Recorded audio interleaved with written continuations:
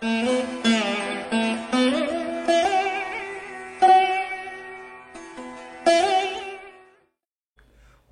சரணாகத தீனார்த்த பரித்ராண பராயணை சர்வஸ்யார்த்திகரே தேவி நாராயணி நமஸ்துதே. வணக்கம் நேயர்களே, இது மகாலட்சுமி ஜோதிடம் வழங்கும் காலச்சக்கரம். உங்கள் அன்பு ஜோதிடர் ஸ்ரீராம்ஜி பேசுகிறேன். அனைவரும் நலமுடன் இருக்கிறீர்களா? நன்றாகத்தான் இருப்பீர்கள், நன்றாக இருக்க வேண்டும். இன்றைய காணொளியில் நாம் காண இருப்பது அரசு வேலையை பெற்றுத்தரும் தர்ம கர்மாதிபதி யோகம். இதன் தலைப்பு அரசு வேலையும் தர்ம கர்மாதிபதிகளும் அப்படின்னு எடுத்துக்கலாம். பொதுவாக மிகச்சிறந்த ராஜயோகங்கள் அப்படிங்கிறதுல நான் மிகவும் உன்னதமானதுன்னு கருதக்கூடியது இந்த தர்ம கர்மாதிபதி யோகத்தை தான். கர்மம் செய்ய தர்மம் வெளிப்படும், தர்மம் செய்ய உன் கர்மம் தீர்ந்து போகுங்கிற மாதிரியான ஒரு சூட்சுமத்தை தரக்கூடிய முதல் தர கேந்திரத்தையும் முதல் தர திரிகோணத்தையும் இணைக்கும் யோகம் இந்த தர்ம கர்மாதிபதி யோகம். நம்மளுக்கு கேந்திரங்கள் வலிமையானவைங்கிறது தெரியும், 1, 4, 7, 10. இதில் மிக வலிமையான கேந்திரங்கிறது 10வது வீடு. அதாவது உங்கள் கர்மா என்ன, நீங்கள் எதுக்காக இந்த பிறவி எடுத்திருக்கீங்க, என்ன வேலை செய்ய போகிறீங்க, என்ன பணி நிமித்தம் இந்த பிறவி உங்களுக்கு கொடுக்கப்பட்டிருக்கிறது அப்படிங்கிறது உங்களுடைய கர்மாவை குறிக்கிற இடம் அந்த 10. அதற்கான பாக்கியங்கள் என்ன, அதிர்ஷ்ட வாய்ப்புகள் இருக்கின்றனவா, வழி வழியாக உங்களுக்கு இது தொடர்கிறதா, உங்கள் தகப்பனார் பாட்டனார் வழியாக உங்களுக்கு கிடைக்கப்பட்டிருக்கும் பாக்கியதை என்னங்கிறத குறிக்கிற முதல் தர திரிகோணம் 9. இந்த இருவரின் தொடர்புகள் கிடைக்கப்பெறுவதுங்கிறது ஒருவன் அதிகாரமிக்க பதவிகளுக்கும் அதிர்ஷ்டகரமான வாழ்க்கையை அனுபவிப்பதற்கும் உதவக்கூடியது. ஸோ தர்ம கர்மாதிபதி யோகத்தை பற்றி நம்ம நிறையா வீடியோக்களில் பேசியிருக்கோம். இதில் அரசு வேலையை பெற்றுத்தரக்கூடிய அமைப்பு எப்படி வருதுன்னு கேட்டிங்கன்னா, உங்கள் ஜாதகத்தில் தனாதிபதி என்று சொல்லக்கூடிய 2ஆம் அதிபதியும் ருண ரோக சத்ருஸ்தானாதிபதி என்று சொல்லக்கூடிய 6ஆம் அதிபதியோ, 2ஆம் அதிபதியோ அல்லது 6ஆம் அதிபதியோ தர்ம கர்மாதிபதிகளுடைய தொடர்புகளை பெற்றால் உங்களுக்கு அரசு வேலை கிடைப்பதற்கான வாய்ப்புகள் மிகுதி. புரிஞ்சுங்களா? 2ஆம் இடம்ங்கிறது நமக்கு தனம் வர்ற வழி. 6ஆம் இடம்ங்கிறது நாம் எல்லோரும் நினைக்கிற மாதிரி கடன், நோய், எதிரி, வம்பு, வழக்கு, போட்டி, பொறாமையை கொடுக்கறதோடு சேர்த்து நல் உத்தியோகத்தை தர்ற வீடும் 6 தான். நல்ல உத்தியோகம், அடிமை ஜீவனம். அரசுங்கிறது அடிமை ஜீவனம் தானே. நீங்கள் கவர்மெண்ட்டுக்கு ஒரு 30 வருஷம் 35 வருஷம் உங்களை கான்ட்ராக்ட் எழுதி கொடுத்துட்ட மாதிரி ரிட்டையர்மெண்ட் வரைக்கும் வேலை பார்க்கணும், அதுக்கப்புறம் பென்ஷன் வாங்கணுங்கிறது தான். ஸோ அடிமை ஜீவனத்தில் உயர்நிலை அடிமை ஜீவனத்தை கொடுக்கக்கூடிய இடம் இது. இதில் நீங்கள் ஒரு விஷயத்தை கூர்ந்து கவனிச்சிங்கன்னா, இந்த அர்த்தமுள்ள திரிகோணம் அப்படிங்கிறதுல இந்த ட்ரையாங்கிள் 3 வரும், 2, 6, 10. புரியுதுங்களா? நம்ம வாழ்வதற்கான அர்த்தத்தை குறிக்கக்கூடிய இடம் இந்த 2, 6, 10. உழைப்பு கர்மாவை குறிக்கக்கூடிய 10ஆம் வீடு. தர்ம கர்மாதிபதிகள் என்று சொல்லக்கூடிய 9, 10ஆம் அதிபதிகளோடு இந்த 2ஆம் அதிபதியான தனாதிபதியோ அல்லது 6ஆம் அதிபதியான ருணாதிபதியோ போய் தொடர்பு கொண்டிருந்தாங்கன்னா, அது லக்னத்துக்கு மறைவு இல்லாத வீடுகளில் தொடர்பு கொண்டிருந்தாங்கன்னா உங்களுக்கு அரசு வேலை கிடைப்பதற்கான தகுதியும் சாத்தியக்கூறுகளும் மிகுதி அதிகம். புரிஞ்சுதுங்களா? இப்போ ஒரு மேச லக்ன ஜாதகருக்கு 2ஆம் அதிபதி சுக்கிரன், 6ஆம் அதிபதி புதன், இவங்க சனியோட தொடர்பு கொண்டிருந்தால் உங்களுக்கு அரசு வேலை கிடைக்கும். ஏன்னா சனி குரு இவங்க 2 பேரும் தர்ம கர்மாதிபதிகளாக வருவாங்க. இதில் சனி சுக்கிரனுக்கும் புதனுக்கும் நட்பு கிரகமாக வர்றதுனால இருக்கும். இந்த இணைவு 9ஆம் இடத்துல இருந்தால் அது அற்புதமான அரசு வேலை கிடைக்கும் அப்படின்னு சொல்லலாம். ஒரு உதாரணத்துக்கு, ஒரு மேச லக்ன ஜாதகம், தனுசுல சனி பகவான் இருக்கார், கூடவே சுக்கிரனும் புதனும் இருக்கார். இப்போ 2, 6ஆம் அதிபதிகள் தொடர்பும் வந்துடுச்சு, 10ஆம் அதிபதியோடு வந்துடுச்சு, இருக்கிறது குருவுடைய வீட்டில். இது அற்புதமான கவர்மெண்ட் வேலையை வாங்கி கொடுக்குற ஒரு தகுதி. மேலோட்டமாக பார்த்தோம்னா இதில் என்ன யோகம் இருக்குது சார்னு சொல்லலாம். ஆனால் இது தர்ம கர்மாதிபதி யோகத்தில் 2, 6ஆம் அதிபதிகளின் தொடர்புகளை மிக அற்புதமாக பெற்றுத்தரக்கூடிய ஒரு அமைப்பு. இதில் இன்னும் ஹைலைட்டாக குரு எங்கேயாவது இருந்து இதை பார்த்துட்டாலோ, குரு தனிச்சு ஆட்சி உச்சம் அடைஞ்சிட்டாலோ கட்டாயமாக அரசாங்கத்தில் பணிபுரியும் பாக்கியதைகளை இந்த ஜாதகம் பெறும். புரிஞ்சுங்களா? ஒரு ரிஷபலக்ன ஜாதகத்தை எடுத்துக்கிட்டிங்கன்னா, சனியே தர்மம் கர்மாதிபதிங்கிற 2 வேலைக்கும் பொறுப்புள்ளவருங்கிறதுனால இவங்களுக்கு 2ஆம் அதிபதியான புதனும் 6ஆம் அதிபதியான சுக்கிரனும், அப்போ சனி புதன் சுக்கிரன் தொடர்பு இருந்ததுன்னா இவர்களுக்கு அரசு வேலை கிடைப்பதற்கான சாத்தியக்கூறுகள் மிகுதியாக இருக்கும்.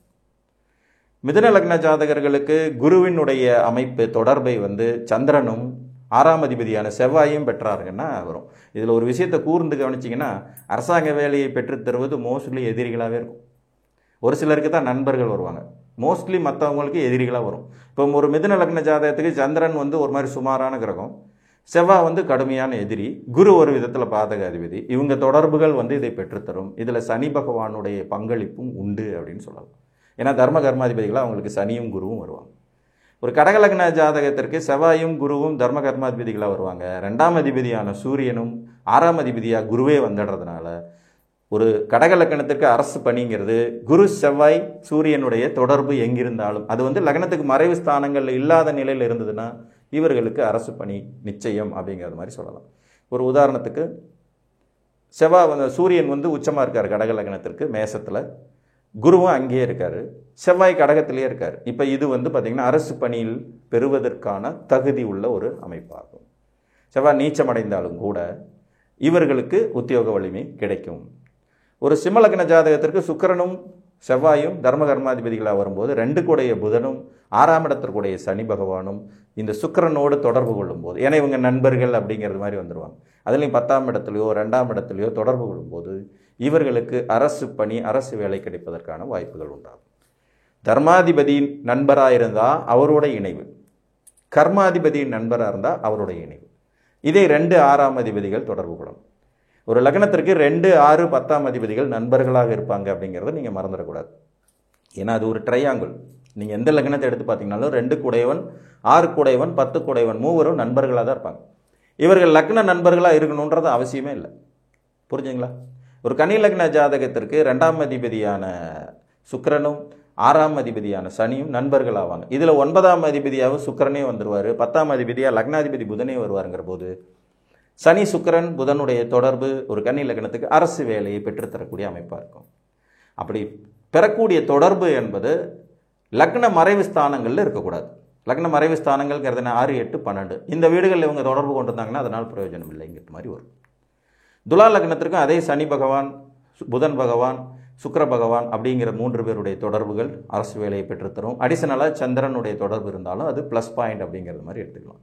இதில் 2 கூடையவராக செவ்வாயாகி 6 கூடையவராக குரு வருவார்.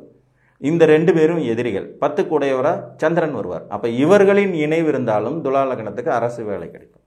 புரிஞ்சுங்களா? கடகத்தில் செவ்வாயும் சந்திரன் இருக்க, குரு மீனத்திலிருந்து உச்சம் பெற்ற நிலையில் அவரை பார்க்குறாரு. ஆட்டோமேட்டிக்காக இது தர்மகர்மாதிபதி யோகத்தின் சூட்சுமத்திலேயே உத்தியோக வலிமையை பெற்றுத்தரக்கூடிய அமைப்பாகும். ஏன்னா 2ஆம் அதிபதியாக வர்ற செவ்வாய், 6ஆம் அதிபதியாக வர்ற குரு, 10ஆம் அதிபதியாக வர்ற சந்திரன் இவங்க 3 பேரும் நண்பர்கள்.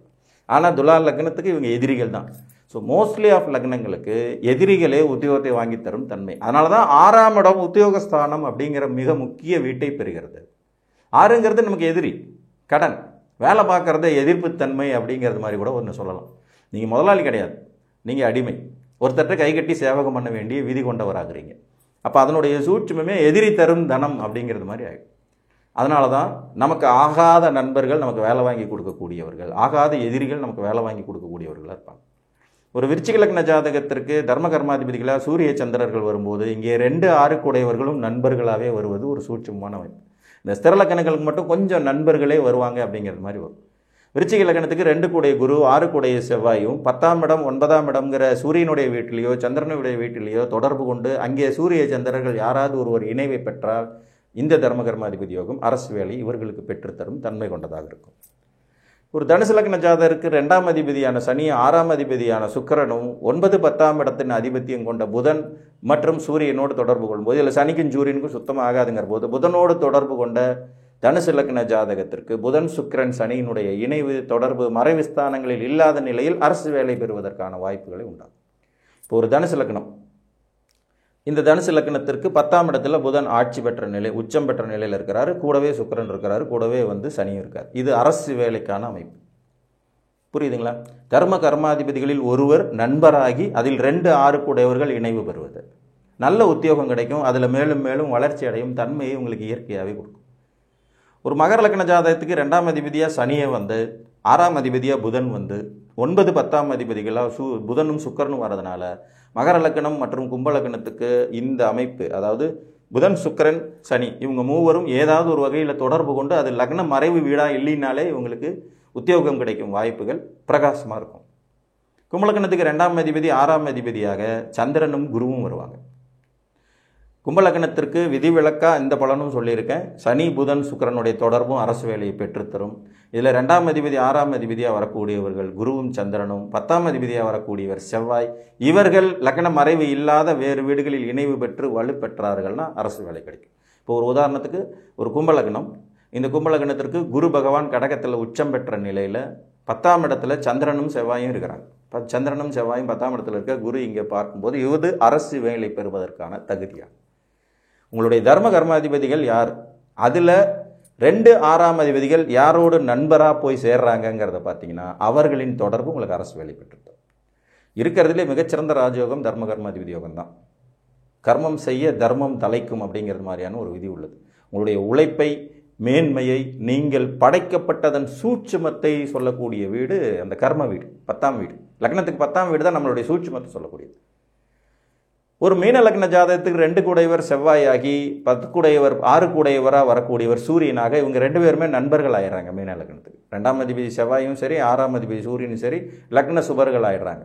இவர்கள் 9ஆம் இடத்திலோ 10ஆம் இடத்திலோ அதாவது குருவினுடைய தொடர்பை இவர்கள் பெறும்போது தர்ம கர்மாதிபதி யோகத்தை முழுமையாக பெற்று அதன் மூலம் ஜாதகருக்கு அரசு பணி, அரசு உத்தியோகம் போன்றவற்றை பெற்று தருவார்கள். இதில் இப்போ 2ஆம் இடத்துல சூரியனும் செவ்வாயும் இருக்க தனுசில் இருந்தபடி குரு பார்க்கறது, அல்லது தனுசு அங்கேயே குரு இருக்கிறது, விருச்சிகத்தில் இவர்களுடைய இணைவு இருக்கிறது, தனுசில் இவர்களுடைய இணைவு இருக்கிறது. இப்போ ஒரு மீன லக்னம் 10ஆம் வீடான தனுசில் சூரியன், செவ்வாய், குரு 3 பேர் இருக்காங்க. அற்புதமான அரசு பணி, கண்ணை மூடிட்டு சொல்லலாம் உங்களுக்கு வேலை கிடைக்கும் உறுதியாக அப்படி. பொதுவாக அரசு வேலையை பெற்றுத் தருவதில் இந்த 3 திரிகோண வீடுகள் ரொம்ப முக்கிய பங்கு வகிக்கும். மேசம், சிம்மம், தனுசு. இந்த வீட்டில் அதிகப்படியான சுபர்கள் இருப்பதும் ஒரு விதத்தில் அரசு துறை பணியை ஏற்படுத்தும். இந்த தர்ம கர்மாதிபதி யோக தொடர்புகள் அரசாங்கத்தில் உயர்நிலை பதவிகளை நீங்கள் கேட்காமலே உங்களுக்கு பெற்றுத்தரும் அமைப்பு கொண்டது. அப்போ 2ஆம் அதிபதியான தனாதிபதி, 6ஆம் அதிபதியான ருணாதிபதி, 9, 10ஆம் அதிபதிகளில் யார் நண்பரோ அவருடைய தொடர்புகளை பெற்றிருக்கும் நிலையில் உங்கள் ஜாதகத்தில் அரசு பணி கிடைப்பதற்கான சாத்தியக்கூறுகள் அதிகம். இதில் 9ஆம் அதிபதி 10ஆம் அதிபதி இணைந்த நிலையில் இந்த 2 6ஆம் அதிபதியில் யாராவது ஒருவர் தொடர்பு கொண்டாலும் கூட அந்த பதவி கிடைக்கும். இப்போ ஒரு உதாரணத்துக்கு எடுத்துக்கலாம். இப்போ ஒரு சிம்ம லக்ன ஜாதகம், இவங்களுக்கு தர்ம கர்மாதிபதி யோகம் அப்படிங்கிறது பார்த்திங்கன்னா சுக்கிரனும் செவ்வாயும் தொடர்பு கொள்ளும்போது ஏற்படும். இதில் மேசத்திலோ அல்லது ரிஷபத்திலோ சுக்கிரன் செவ்வாய் 2 பேரும் தொடர்பில் இருக்காங்கன்னு வச்சுக்கோங்க. சுக்கிரனும் செவ்வாயும் ரிஷபத்தில் இருக்கிறாங்க. தர்ம கர்மாதிபதி யோகம் பர்ஃபெக்டாக இருக்குது. இப்போ இவருக்கு 6ஆம் அதிபதியான சனியோ அல்லது 2ஆம் அதிபதியான புதனோ யாராவது ஒருத்தர் தொடர்பு கொண்டாலே போதும் அரசு வேலை கிடைக்கும். தர்ம கர்மாதிபதிகள் இணைந்த நிலையில் 2 6ஆம் அதிபதி யாரேனும் ஒருவர் தொடர்பு கொண்டாலும் அரசு பணி கிடைப்பதற்கான வாய்ப்புகள் அவர் ஆசையின்படி நிறைவேறும் என்பது நிதர்சனமான உண்மை. புரிஞ்சுங்களா? ஸோ இது உங்கள் ஜாதகத்தில் இருந்தால் நீங்களும் துணிச்சலுடன் அரசு பணிக்கு முயற்சி செய்யலாம் என்று கூறி மீண்டும் ஒரு காணொளியில் உங்களை சந்திக்கும் வரை உங்களிடமிருந்து அன்புடன் விடைபெற்றுக் கொள்வது உங்கள் அன்பு ஜோதிடர் ஸ்ரீராம்ஜி. நன்றி, வணக்கம்.